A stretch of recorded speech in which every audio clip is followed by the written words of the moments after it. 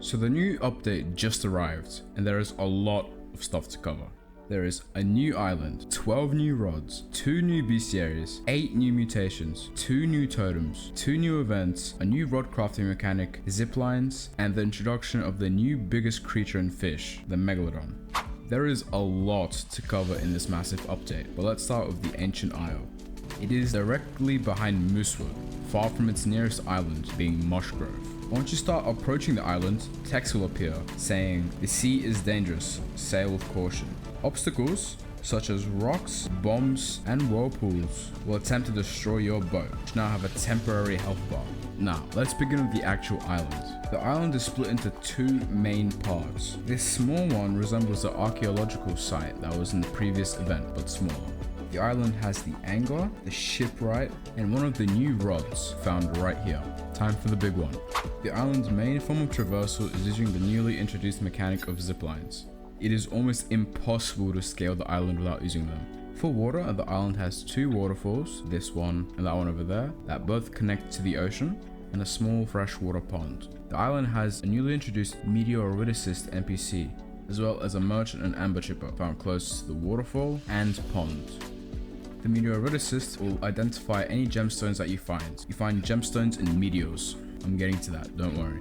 The amber chipper will remove a new fish mutation called Amber. For $100, the mutation will simply be removed. Now I will show you the new totems. The first one, we will start at the Meteor. From here, follow where I go.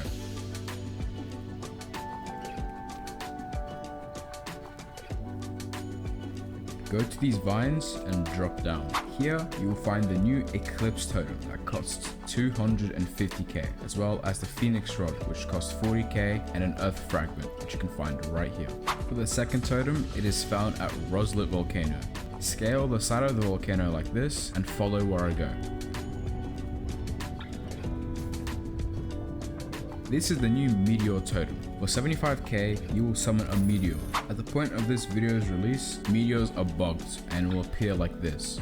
The 2 new events are caused by these 2 totems. Inside of Meteors, you will find a gemstone that can be used for crafting rods. There's only 1 gemstone per Meteor. For the Eclipse, it will only work during the day. It will turn the whole map dark and introduce a new mutation being solar blazed. Let me show you how to craft rods. This will be done at the Ancient Archives. Before heading there, you will need 4 fragments that you can find around the island. They can be found in these locations on the screen. To get to the archives, go down to the lower waterfall and use either a tide breaker or parkour, jump into this opening behind the waterfall. This is where you will find a rope. Go down this and you'll go to the puzzle room. To complete this puzzle, you'll need 4 total people. Place your fragments into each of the color-coded totems, and each player is to stand on these pressure pads. Each player on each pressure plate and totem will rotate the totem. Rotating the totem will affect one of the rings around the door. Once correctly rotated, the rings will light up. Do this for every single totem and the door will open for all 4 players permanently. Now you are in the Ancient Archives. Similar to the Keeper's Altar, there is a small bestiary of only a few fish. To get to the other side of this broken bridge, go up this arch, like this, and use a glider to get across. Do the same for the other crack in the bridge. Once at the crafting anvil, you can open it to find the crafting recipes. These recipes are locked behind levels, and each recipe requires an amount of gemstones, 2 variations of driftwood, 1 magical thread, and a bit of money to craft it.